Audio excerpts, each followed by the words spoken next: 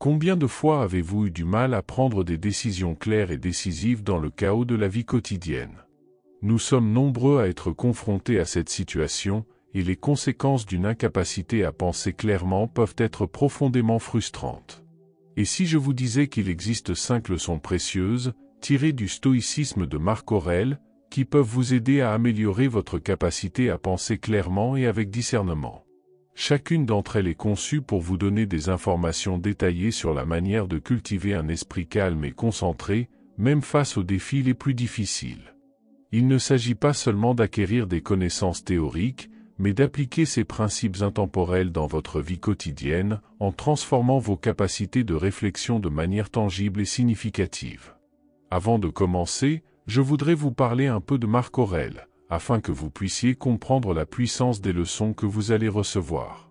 Marc Aurèle a été l'un des plus importants empereurs de l'Empire romain. Il a régné de l'an 161 à sa mort en 180. Ce qui le rend si spécial, ce n'est pas seulement son rôle d'empereur, mais aussi sa philosophie, connue sous le nom de stoïcisme. Le stoïcisme est une école de pensée qui souligne l'importance de la maîtrise de soi, de la vertu et de l'acceptation de ce qui échappe à notre contrôle. Marc Aurèle a appliqué ces principes à sa vie quotidienne et à son gouvernement. L'un des concepts clés du stoïcisme est de reconnaître la différence entre ce qui est sous notre contrôle et ce qui ne l'est pas. Marc Aurèle pensait que de nombreux problèmes rencontrés par les gens étaient dus à leur incapacité à accepter cette différence. Il enseignait que nous devrions concentrer nos efforts sur ce que nous pouvons contrôler, comme nos propres actions et attitudes, plutôt que de nous inquiéter des choses que nous ne pouvons pas changer. Un autre principe important du stoïcisme est l'importance de la rationalité et de la clarté d'esprit. Marc Aurèle pensait que la raison devait gouverner nos vies, et non les émotions ou les désirs passagers. Il enseignait que nous devions examiner attentivement nos pensées et nos sentiments pour nous assurer que nous agissions conformément à la raison et à la vertu. En outre, Marc Aurèle accordait une grande importance à la vertu, en particulier à la justice, au courage, à la tempérance et à la sagesse. Il estimait que ces qualités étaient essentielles pour mener une vie utile et heureuse. Au cours de son règne, Marc Aurèle a dû faire face à de nombreux défis, notamment des guerres, des épidémies et des révoltes internes. Cependant, il est resté fidèle à ses principes stoïques, s'efforçant toujours d'agir avec vertu et rationalité, même dans les circonstances les plus difficiles. Le roi est connu non seulement pour son pouvoir et son autorité, mais aussi pour son attachement à la justice et à l'équité. Bien qu'exerçant un pouvoir considérable, il a choisi d'utiliser sa position pour promouvoir l'égalité et la justice entre les peuples. Tout au long de son règne, Marc Aurèle s'est efforcé de mettre en œuvre des politiques profitant à tous les citoyens de l'Empire romain, indépendamment de leur statut social ou de leur origine. Il était profondément attaché à ce que les lois soient appliquées équitablement et à ce que chacun ait accès à la protection et aux ressources dont il avait besoin pour vivre dans la dignité. En outre, Marc Aurèle était connu pour sa compassion à l'égard des moins fortunés.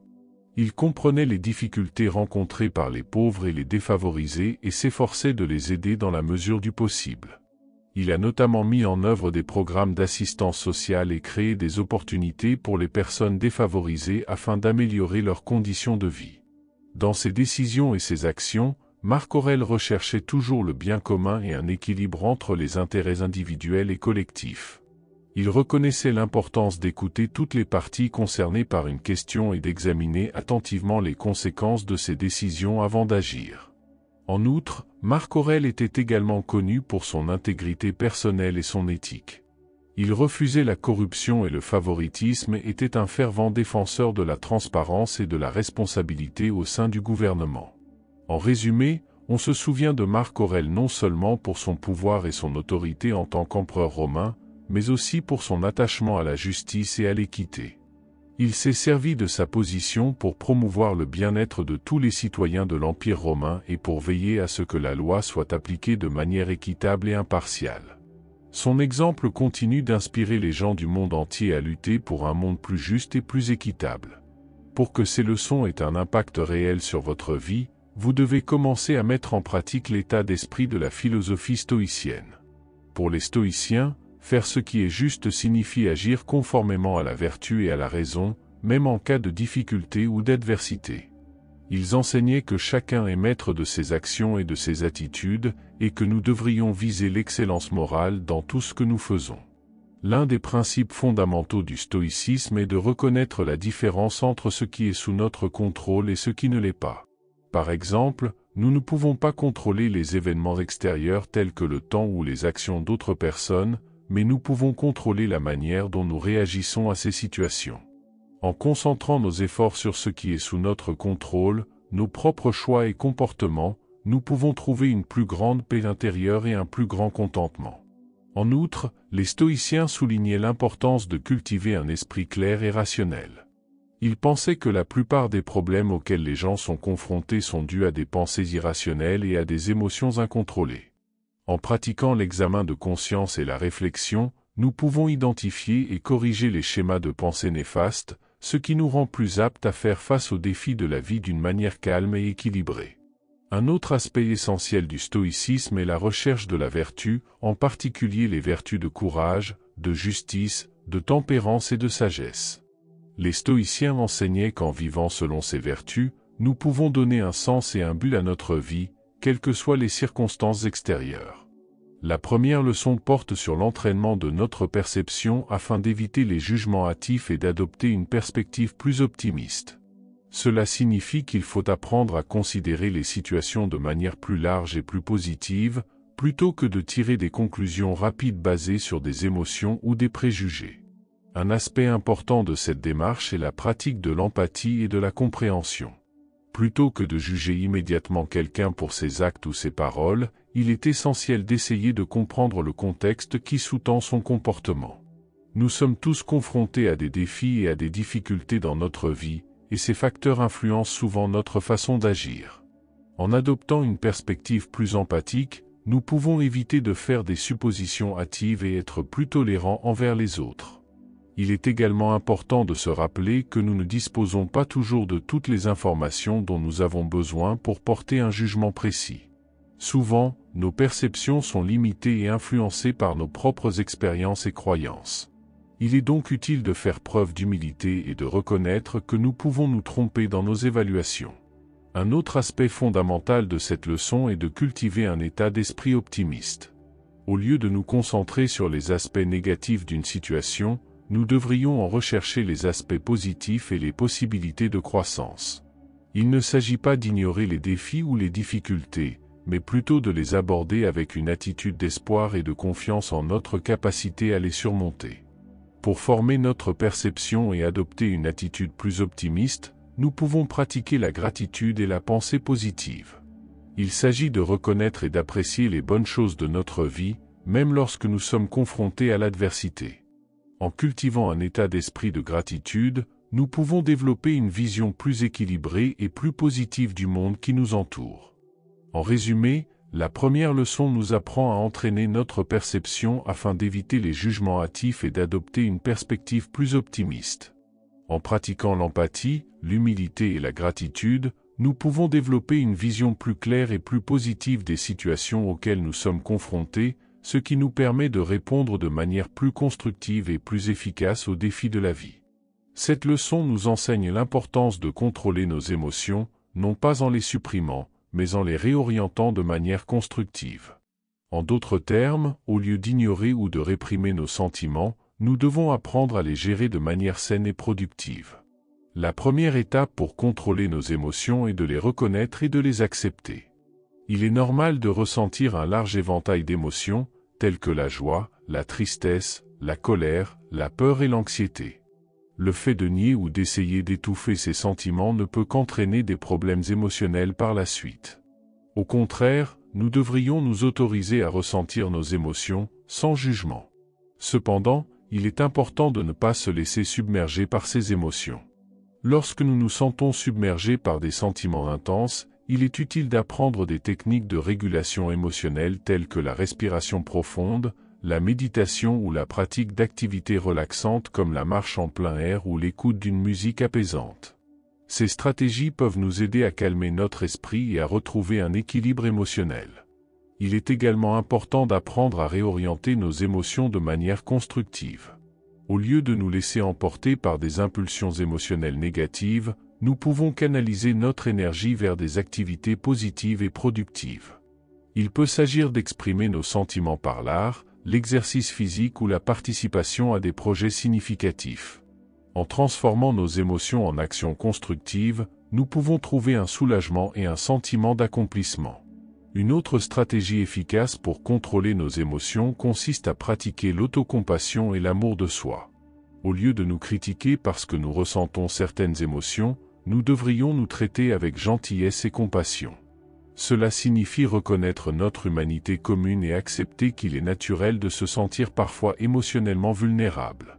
En résumé, la deuxième leçon nous apprend à contrôler nos émotions en les réorientant de manière constructive, plutôt qu'en les réprimant.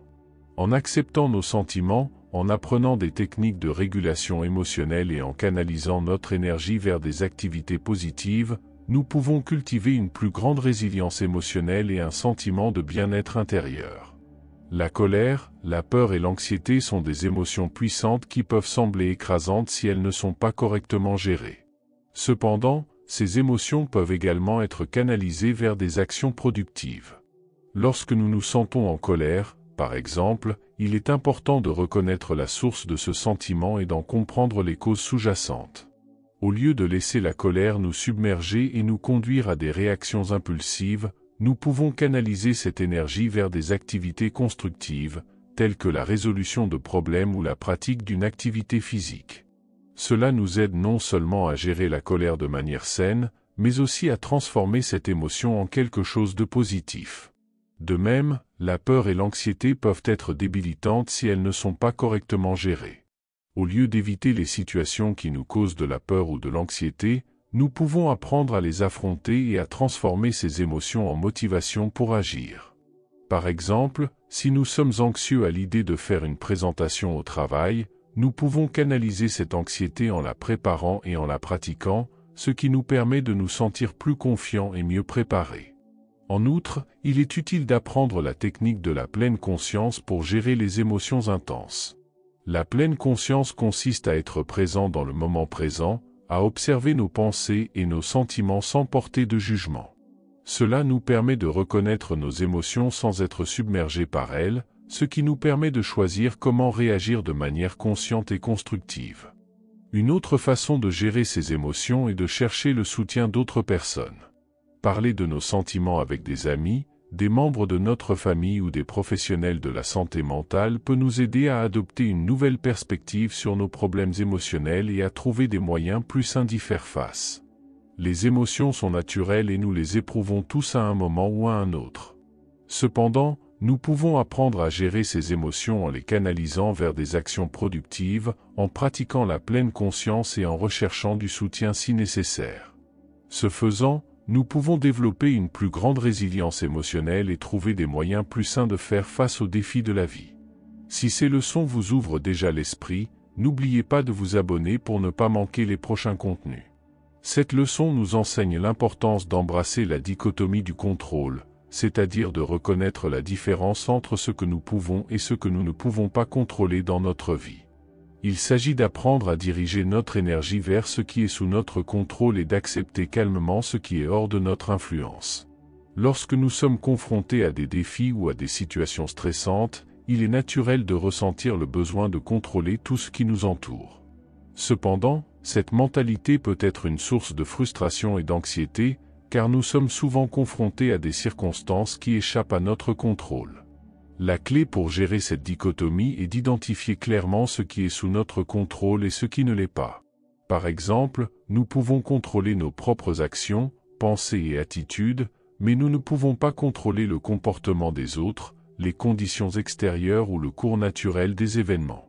Une fois cette distinction établie, nous pouvons concentrer notre énergie et notre attention sur ce que nous pouvons contrôler. Cela signifie qu'il faut se concentrer sur la recherche de solutions pratiques aux problèmes auxquels nous sommes confrontés, plutôt que de s'inquiéter de choses qui sont hors de notre portée. En même temps, il est important de pratiquer l'acceptation et la sérénité par rapport aux choses que nous ne pouvons pas contrôler. Il ne s'agit pas de se résigner passivement, mais plutôt de reconnaître que certaines choses sont hors de notre contrôle et d'apprendre à les gérer de manière positive et constructive. Une technique utile pour appliquer cette leçon est le principe de réserve des stoïciens, qui consiste à anticiper et à se préparer mentalement à d'éventuels revers ou adversités. En reconnaissant que tout ne se passera pas comme prévu, nous pouvons être mieux préparés à faire face aux incertitudes de la vie. La troisième leçon nous apprend à accepter la dichotomie du contrôle, en faisant la distinction entre ce que nous pouvons et ce que nous ne pouvons pas contrôler dans notre vie. En orientant notre énergie vers ce qui est sous notre contrôle et en acceptant calmement ce qui ne l'est pas, nous pouvons développer une plus grande résilience émotionnelle et trouver la paix intérieure, quelles que soient les circonstances extérieures. Dans le prolongement de la discussion sur la troisième leçon, il est important de souligner que l'acceptation de ce qui ne peut être contrôlé nous aide non seulement à orienter notre énergie vers ce qui est sous notre contrôle, mais qu'elle conduit également à une plus grande clarté mentale et à une plus grande résilience émotionnelle. Lorsque nous acceptons que tout n'est pas entre nos mains, nous nous libérons d'un poids émotionnel important. Cela nous permet d'abandonner le besoin de tout contrôler et de nous concentrer sur la recherche de moyens constructifs pour faire face aux situations auxquelles nous sommes confrontés. Cette acceptation nous permet de cultiver un esprit plus calme et plus équilibré, même au milieu de l'incertitude et du chaos. En outre, en acceptant ce qui ne peut être changé, nous développons une plus grande résilience émotionnelle. Au lieu de nous décourager ou de désespérer face à l'adversité, nous apprenons à nous adapter et à trouver la force intérieure de relever les défis avec courage et détermination. Cette résilience nous aide à surmonter plus facilement les difficultés de la vie et à nous remettre plus rapidement des échecs. Un élément essentiel de ce processus est la pratique de l'autocompassion et de la bienveillance envers soi-même. Reconnaître nos propres limites et imperfections nous permet d'être plus tolérants et plus compatissants envers nous-mêmes, même lorsque nous sommes confrontés à des difficultés. Cela nous aide à cultiver une attitude plus positive à l'égard de la vie et à nous traiter avec plus d'amour et de gentillesse. En outre, il est important de se rappeler qu'accepter ce qui ne peut être contrôlé n'est pas synonyme de passivité ou de résignation. Au contraire, il s'agit de reconnaître que nous avons le pouvoir de choisir la manière dont nous réagissons aux circonstances de la vie. Nous pouvons choisir de relever les défis avec courage et détermination, même si nous ne pouvons pas changer les circonstances extérieures. Il est important de souligner le concept des « amours du destin » ou « amor fati », qui fait partie de la philosophie stoïcienne et complète la troisième leçon sur la dichotomie du contrôle. L'amour fati consiste à accepter les circonstances de la vie, quels qu'en soient les résultats, et à trouver un sens et un but à tout ce qui arrive.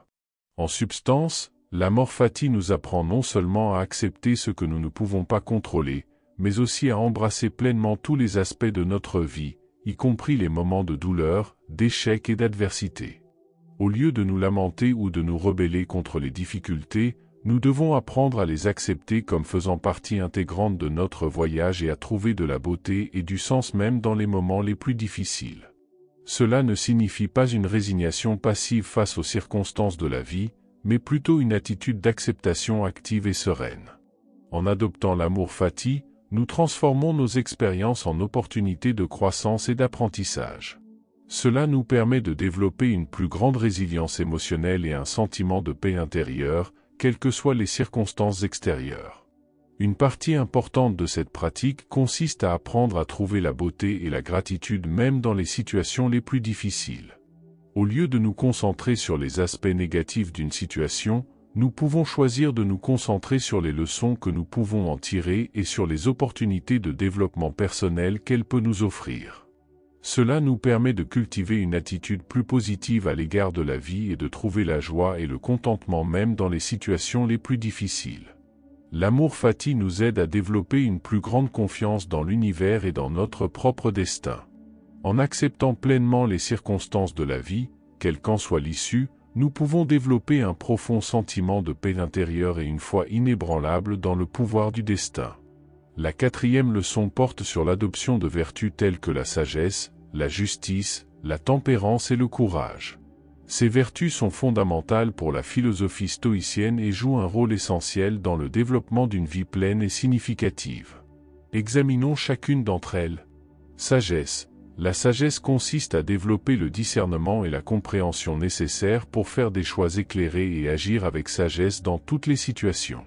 Cela implique d'apprendre de nos expériences passées, de rechercher la connaissance et de cultiver un esprit ouvert et réceptif. La justice. La justice fait référence au respect des droits et de la dignité de tous les êtres humains. Elle implique de traiter les autres avec impartialité, équité et compassion, et d'agir conformément aux principes éthiques et moraux. Tempérance. La tempérance est la maîtrise de soi et la modération dans tous les domaines de la vie. Il s'agit notamment de contrôler nos désirs et nos impulsions, de faire preuve de modération dans nos habitudes et notre comportement, et de trouver un équilibre sain dans nos actions. Courage. Le courage implique la volonté d'affronter l'inconnu et de relever les défis de la vie avec détermination et bravoure. Il s'agit notamment d'affronter nos peurs, de surmonter les obstacles et d'agir avec intégrité, même face à l'adversité. En adoptant ces vertus dans notre vie, nous pouvons cultiver une plus grande intégrité morale, une plus grande résilience émotionnelle et un plus grand bien-être général. Elles nous aident à vivre en accord avec nos valeurs les plus profondes et à trouver un sens et un but à nos actions. Une façon de pratiquer ces vertus est de réfléchir à nos propres actions et attitudes quotidiennes et de nous demander comment nous pouvons incorporer plus de sagesse, de justice, de tempérance et de courage dans notre vie.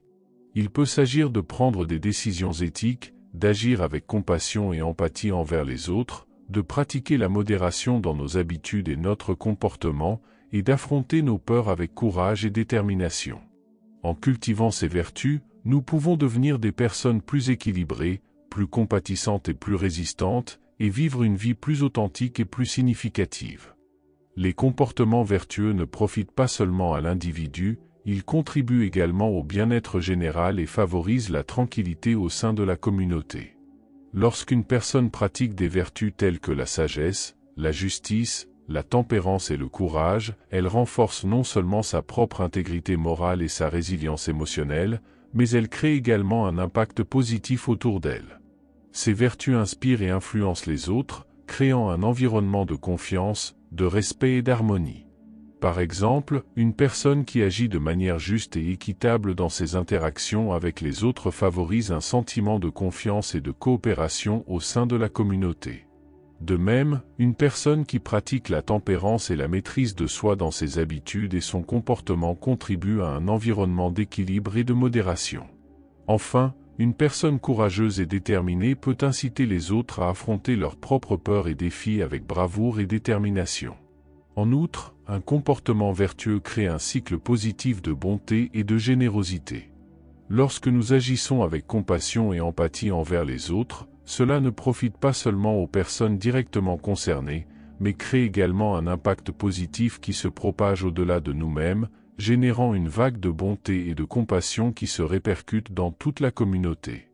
Enfin, un comportement vertueux contribue à la tranquillité et au bien-être général, car il favorise un environnement de respect mutuel, de coopération et d'harmonie. Lorsque les gens vivent selon les principes de la vertu, ils sont capables de surmonter les conflits et l'adversité avec sérénité et compréhension, créant ainsi un environnement de paix et de stabilité. La sagesse nous permet de porter des jugements clairs et éclairés, fondés sur une compréhension profonde des situations.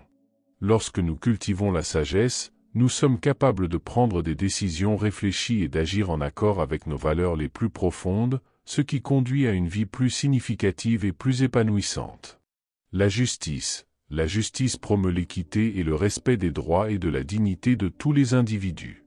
En agissant avec justice, nous contribuons à créer un environnement d'égalité et d'opportunité pour tous, où chaque personne est traitée équitablement et avec dignité. Courage. Le courage nous permet d'agir en dépit de la peur et de l'incertitude. Lorsque nous cultivons le courage, nous sommes capables d'affronter nos peurs et de surmonter les obstacles qui se présentent à nous. Cela nous permet d'atteindre nos objectifs et de vivre selon nos valeurs les plus profondes, même face à l'adversité.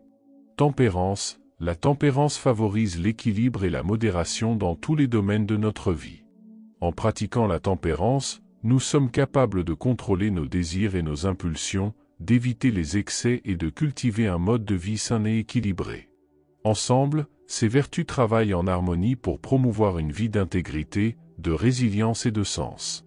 Lorsque nous cultivons la sagesse pour faire des choix conscients, la justice pour promouvoir l'équité, le courage pour affronter nos peurs et la tempérance pour maintenir l'équilibre dans notre vie, nous devenons des personnes plus complètes et plus épanouies. De plus, en pratiquant ces vertus dans notre vie, nous contribuons à la création d'une société plus juste, plus compatissante et plus harmonieuse. Lorsque chaque individu s'efforce de vivre selon les principes de la sagesse, de la justice, du courage et de la tempérance, nous créons un environnement où chacun peut s'épanouir et atteindre son plein potentiel. Cette leçon nous enseigne l'importance de cultiver l'autodiscipline et la modération afin de mener une vie équilibrée et satisfaisante. L'autodiscipline fait référence à la capacité de contrôler nos impulsions et notre comportement, tandis que la modération implique de pratiquer l'équilibre et la modération dans tous les domaines de notre vie. L'autodiscipline est essentielle pour atteindre nos objectifs et vivre selon nos valeurs. Elle consiste à se fixer des objectifs clairs et à travailler de manière cohérente pour les atteindre, même lorsque nous sommes confrontés à des obstacles ou à des tentations. En cultivant l'autodiscipline, nous sommes en mesure de surmonter la procrastination et l'autosabotage et de devenir plus efficaces dans nos efforts pour atteindre nos objectifs. En outre, l'autodiscipline nous aide à résister à la tentation de comportements nocifs ou autodestructeurs, tels que la suralimentation, la consommation d'alcool ou les dépenses. Cela nous permet de conserver des habitudes saines et de prendre des décisions conscientes qui favorisent notre bien-être physique, mental et émotionnel à long terme. D'autre part, la modération nous aide à trouver un équilibre sain dans tous les domaines de notre vie. Il s'agit non seulement d'éviter les excès, mais aussi de pratiquer la modération dans nos activités quotidiennes, telles que le travail, les loisirs, l'alimentation et le sommeil. En cultivant la modération, nous sommes en mesure d'éviter le surmenage et l'épuisement, et de maintenir un sentiment d'équilibre et d'harmonie dans notre vie. L'une des façons de pratiquer l'autodiscipline et la modération est d'établir des routines et des habitudes saines dans notre vie quotidienne. Il peut s'agir de se fixer des objectifs réalistes et réalisables, d'établir un emploi du temps régulier pour le travail, l'exercice physique et les loisirs, et de faire preuve de modération dans notre alimentation et notre consommation d'alcool et d'autres substances. En outre, il est important d'apprendre à dire « non » lorsque c'est nécessaire et de fixer des limites saines dans nos relations et nos activités. Cela nous permet de donner la priorité à nos propres besoins et à notre bien-être, et d'éviter l'épuisement et la surcharge. En pratiquant l'autodiscipline, nous sommes en mesure d'atteindre nos objectifs et de résister à la tentation d'un comportement nuisible, tandis que la modération nous aide à trouver un équilibre sain dans tous les domaines de notre vie. En cultivant ces qualités, nous pouvons vivre une vie plus consciente, plus équilibrée et plus significative. Mettez ces leçons en pratique et si vous avez des questions, posez-les dans les commentaires et je vous répondrai.